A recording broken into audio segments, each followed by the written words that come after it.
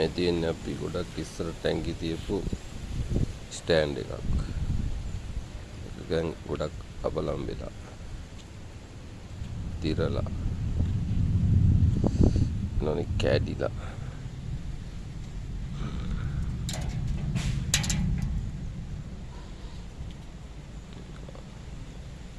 අලුතෙන් ඉතින් රිපෙයාර් කරන්න ඕනේ මේක.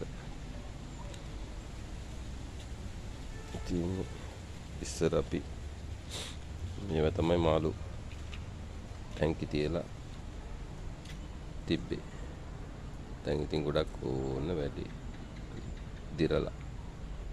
දැන් මේක අලුතෙන් ආයෙ තිබුණා වගේම හදලා මේ මං හදන්න ගන්න උපකරණ ටික.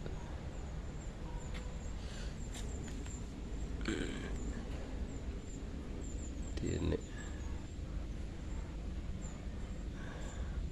මේක විශේෂයි. මොකද මේකෙන් තමයි මලකඩ යවන්න පුළුවන්.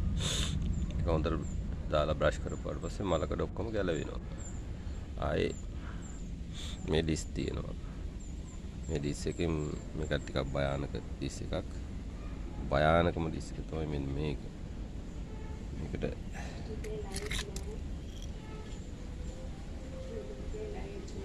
අතක් අහු වුණොත් එහෙම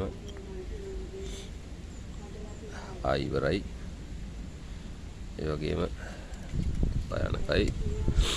මෙන්න මේ ටැංකි ටික තමයි මම තියන්න සෙටප් කරන්න බලාපොරොත්තු වෙන්නේ. මේ ටැංකි ටික මම සෙටප් කරලා ලස්සනට තියලා මේ ස්ටෑන්ඩ් එක මෙතනට සෙට් කරලා මාළු දාලා මම පෙන්නන්නම්.